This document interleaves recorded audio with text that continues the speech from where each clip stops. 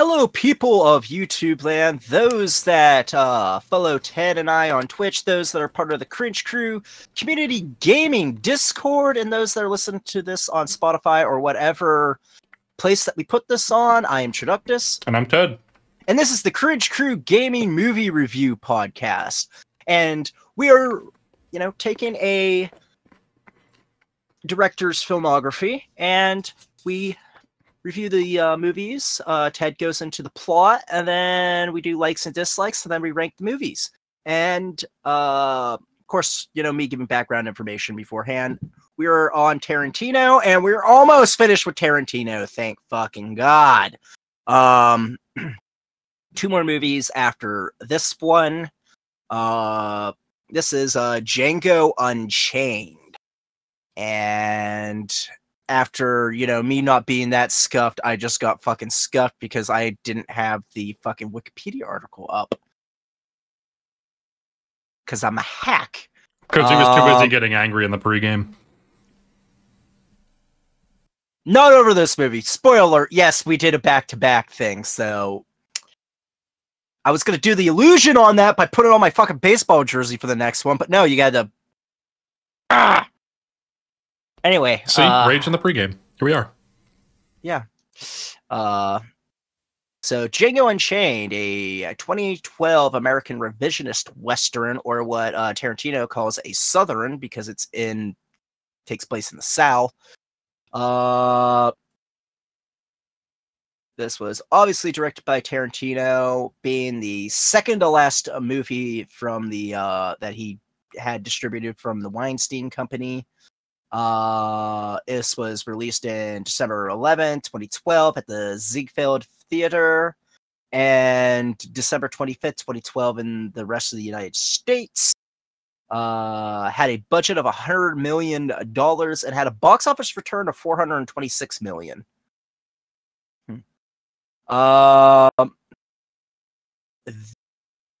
That being said, background even more. This film gathered controversy through to the usage of the N-word used in this. Shocker, because it's not a Tarantino film without racial slurs. And also the film's graphic violence, which I'm sure Ted will get into for the graphic violence. But anyway, we are going to go into cast. Now, the casting role of Django is played by Jamie Foxx. Other people that were considered for the role were Michael K. Williams from The Office. I mean, not The Office, god damn it.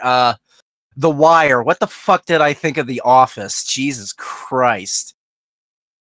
And also Will Smith was another possibility. Jamie Foxx ended up winning out in the end.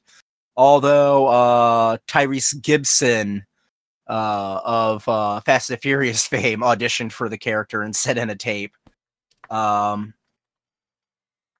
this movie is a spin-off of the 1966 Italian film Django, which also features Franco Nero, who plays the original Django, in a cameo appearance in this.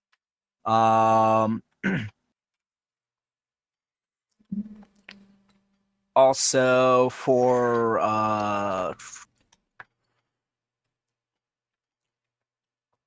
Silence is great for podcasts. well, I'm trying to think, because other people that are in this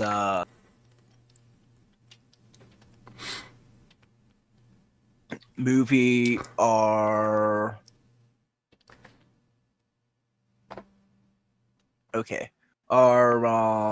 Christoph Waltz as Dr. King Schultz.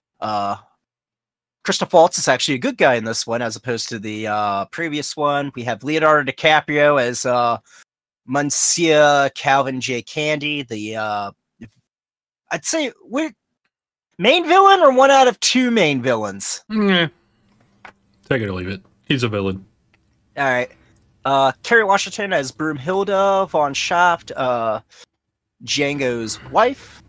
We have Samuel Jackson as Stephen Warren, who more or less is either the co-villain or the second-hand man of Leonardo DiCaprio's character.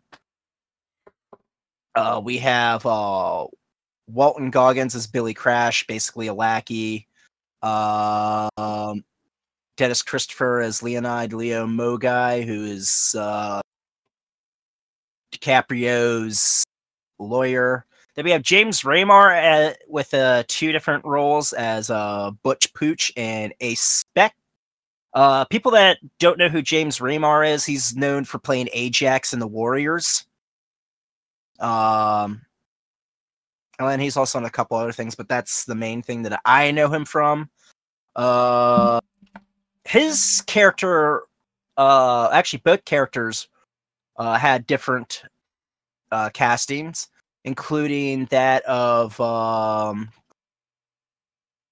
Kevin Costner and also Kurt Russell. Now, Kurt Russell was originally cast, but ended up leaving the role.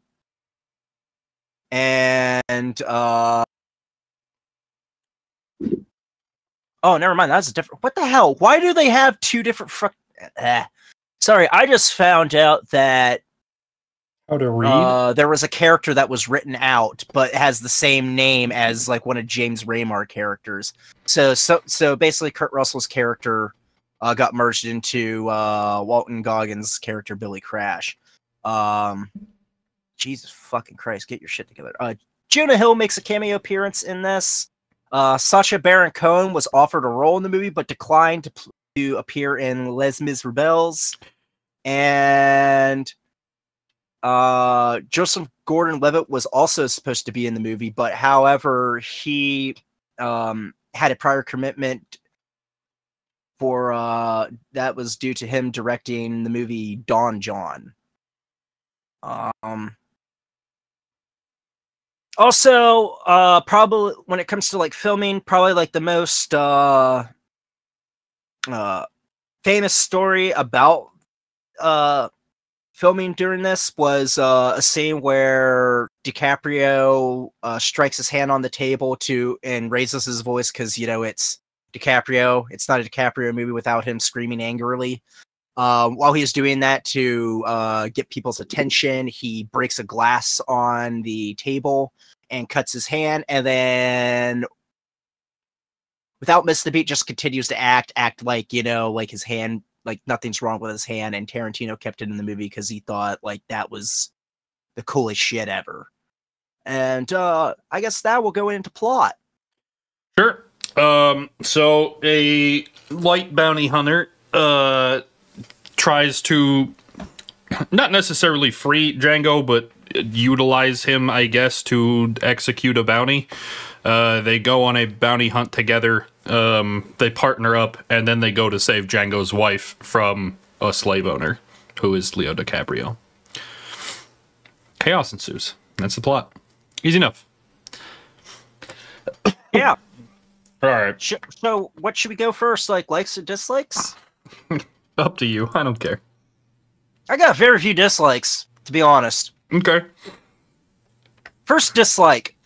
Why the fuck is Rick Ross in the soundtrack? The soundtrack is actually really good outside. Yeah, except that. Outside of fucking Rick Ross. That's why it's a huge like dislike for me, because it's just like, oh, the soundtrack is so good, and then the Rick Ross song happens, and like, you're just like,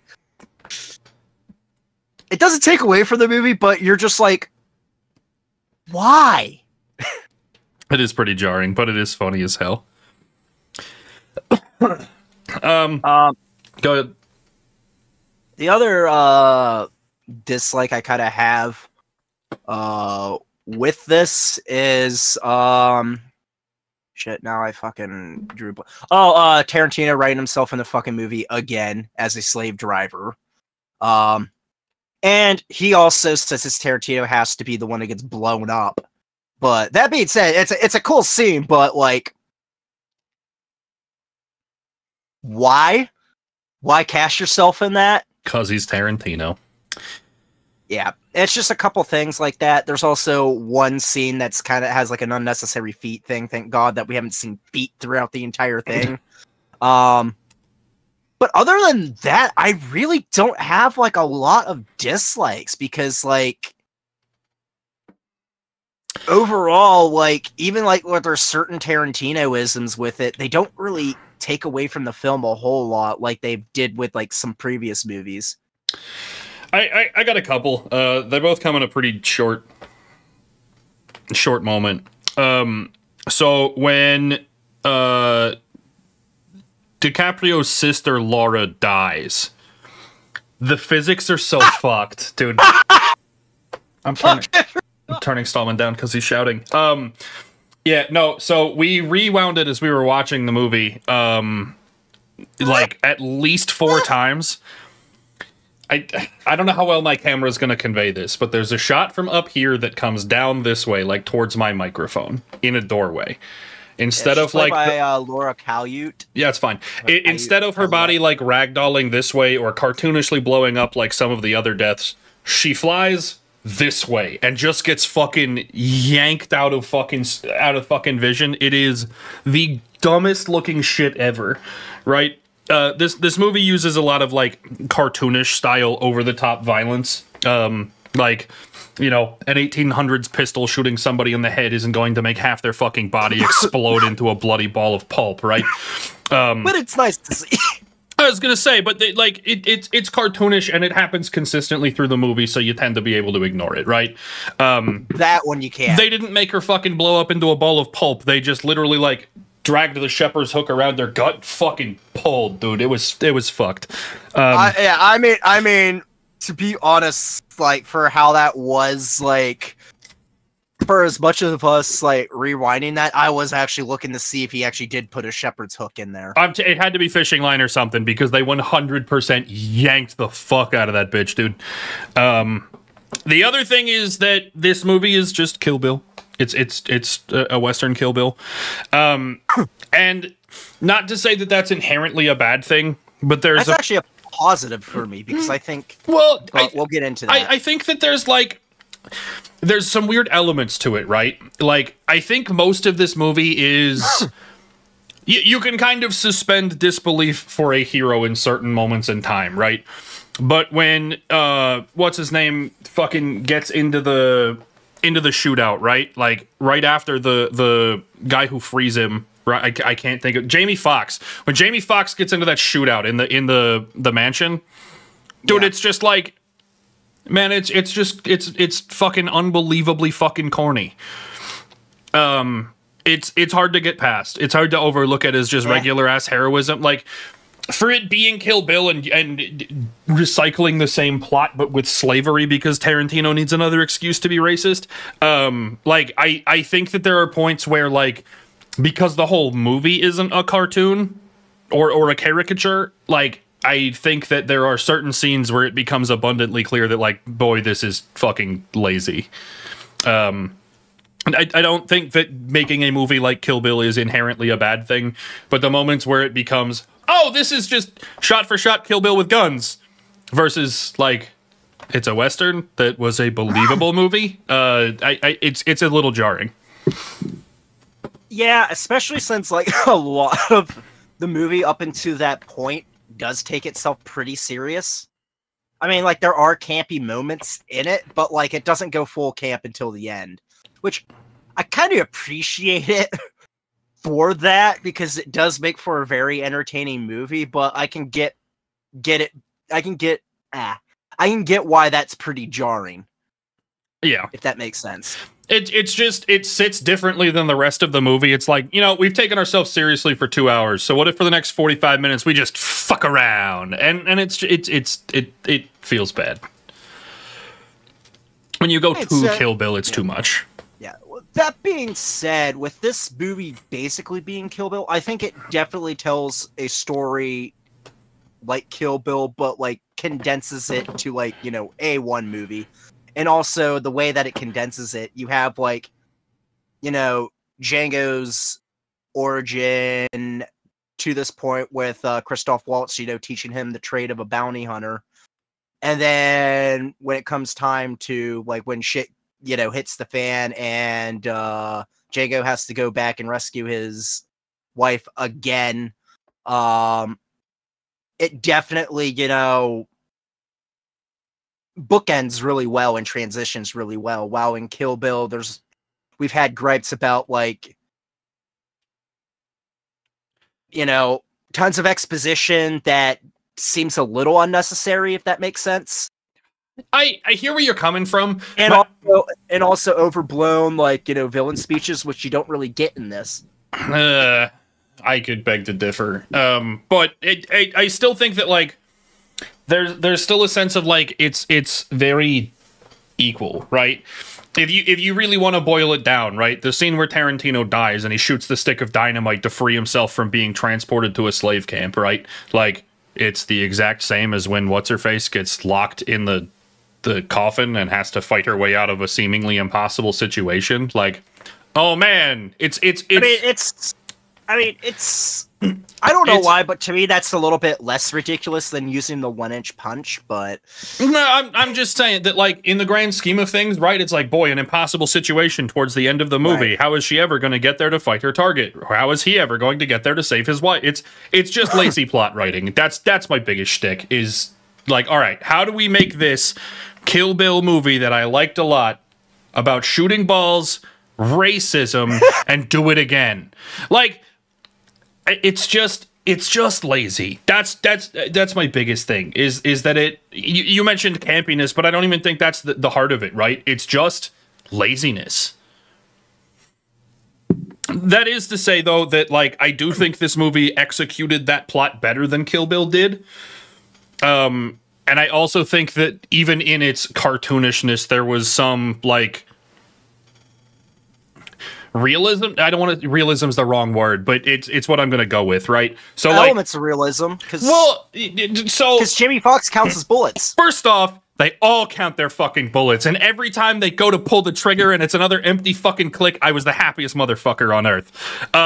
But like, in the same sense of like, you could feel the character's emotion, and it wasn't just a cartoon fucking fist fight, right? Like, when he gets caught the first, or he gives himself up, I guess, after the first big fight, right? The dude's about to cut off his balls. He remembers that guy, because you'd remember a dude with a knife to your fucking balls, and he shoots him in the fucking cock, right? Like, you can feel the passion and the emotion and the drive behind the characters, and I think that the storytelling elements, to use the exact same fucking plot, did get better. Like, I think it was a better way to tell the exact same fucking story. And also, like, when it comes to, like, since the reason why Christoph Waltz, like, buys him as a slave, despite Christoph Waltz detesting, the whole practice of it, he knows that Django's the one that is the only person that's seen, Christoph Waltz's target. And Django himself has backstory with, like, the 3 slave drivers that have a bounty on them. And it's just a brief scene where, Kill Bill was a movie. Diluted. Yeah, Kill Bill was an entire fucking movie. On the topic of Christoph Waltz, before we get too far, though, he plays his role brilliantly.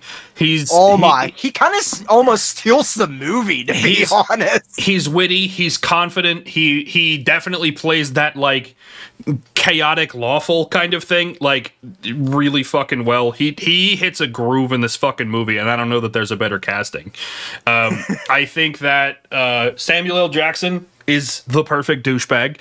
I think that Jamie Foxx, he's so evil in this. I think Jamie Foxx crushes his role too. Oh, absolutely. I've never thought of Jamie Foxx as like a proficient actor. Like, obviously he's in some good movies and does some good things, but I've never thought of him as a thespian kind of, like, really great actor, right? But yeah, I normally see him in, like, comedic roles as opposed to like something like this, Do you know how hard it is to act like you can't fucking read when you can read?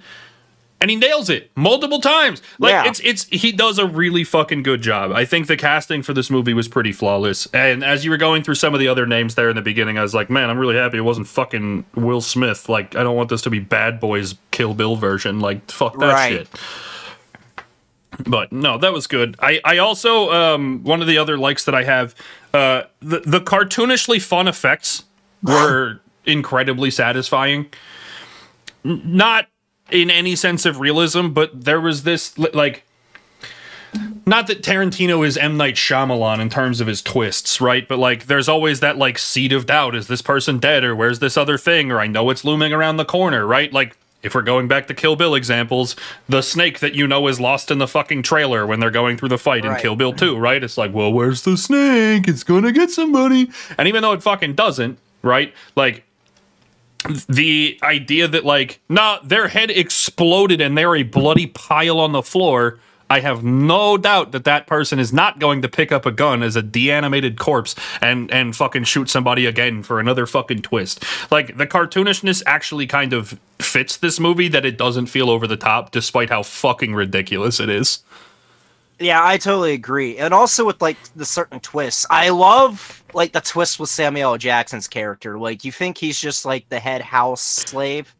I don't think that's a twist at all. I think he introduces that right off the rip. But he also just kind of shows that, you know, he's, like, more or less like like a Rasputin type of character that's too, I'd say, like, some people think that he's running things through candy, although, Ted and I kind of, like, you know, talked about it and kind of came to the conclusion that he's not really running things, but he's definitely manipulative enough to be an influence.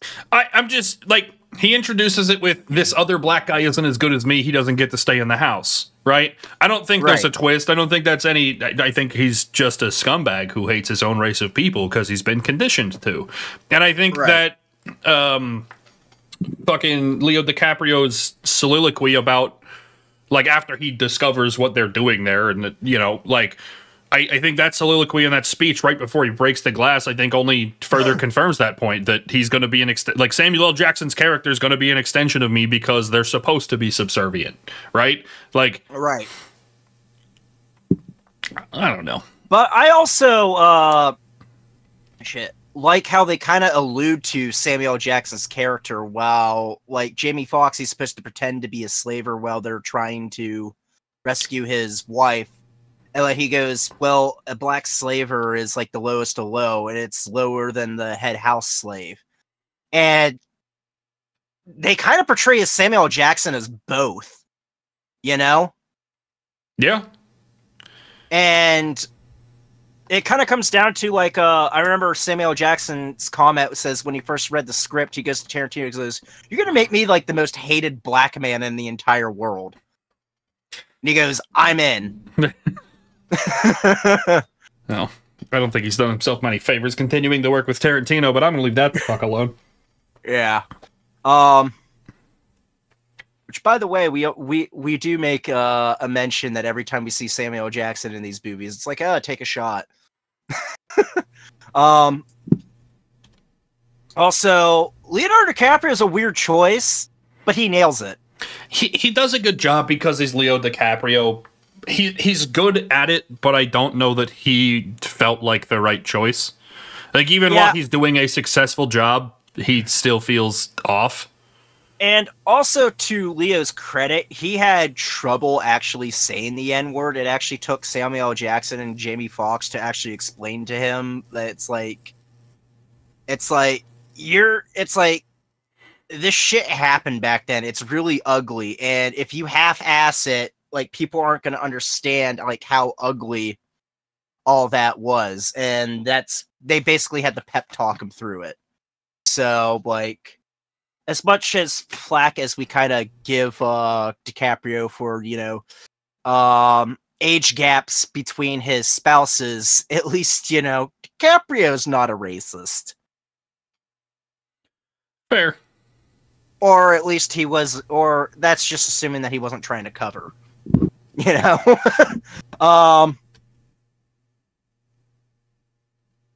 Gosh.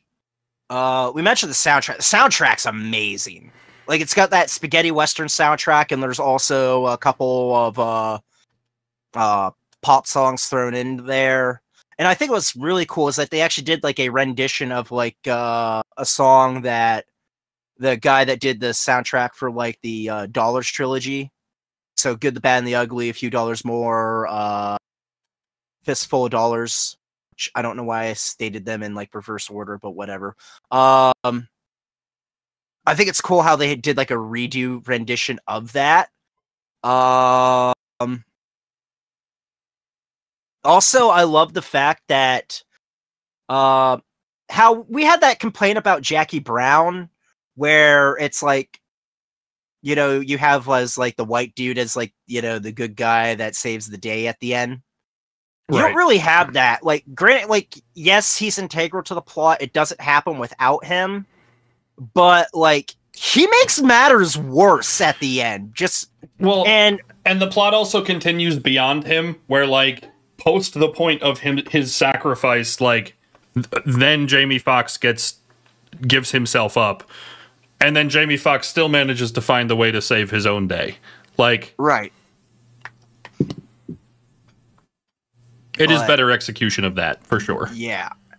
That, oh my god. When you talk about Christoph Waltz, I love his fucking character, especially the fact that you can see how like he progressively just detests Leonardo DiCaprio's character more and more and more, to the point where he can't fucking stand it anymore and just, spoiler alert, fucking kills DiCaprio. Like, just everything leading up to that is just done beautifully. And like, just, I don't know. I honestly think this is not to like get into rankings early unless you have something to add. Fucking send it, bud. All right. I think this is honestly probably like Tarantino's best written plot. I think it's definitely his best for like the main cast, like the best casting that he's done. Just everything's just perfect, and this is just number one for me. I think I'm sticking this at 4th, to be honest. Ooh, okay. I don't dislike this movie. I thought it was good. It feels like one of the more approachable movies. Yeah, I mean, I'm also a sucker for spaghetti westerns, and this is right up my alley for spaghetti westerns. So for me, there's no way I can put it above Inglourious Bastards, right? Like, as I'm going through, I think Jackie Brown was a better written out plot, in my opinion. Right. I recognize that it had its flaws, but it felt like a better heist, right? And I think Reservoir Dogs just kind of felt more unified, where this kind of lost itself. I also think that there is so much of this fucking movie that could have gotten cut. That Django sitting above Pulp Fiction feels pretty good for me. I'm pretty comfortable with it at 4th. Yeah, I mean that's reasonable as well. This is definitely one of Tarantino's better movies. I'd agree. I just happen to really fucking enjoy this movie. It's a good film. This is one of the few that I would go back and do, like, again, almost immediately. Like, this was a good film. Right. A good film. All right. Well, with that, thank you all for watching. We'll be back here next week to do fucking Hateful Eight. In the meantime, you can hop in the Discord with us. We watch movies on Mondays most of the time. So you can come and check those out if you're interested in our own content. You can check out the rest of the YouTube channel or both of us on Twitch. Stallman at Traductus, myself at Ted Green Eagles. And with that, I think we'll wrap it up. We'll see you here next week. Adios. Yep, see ya.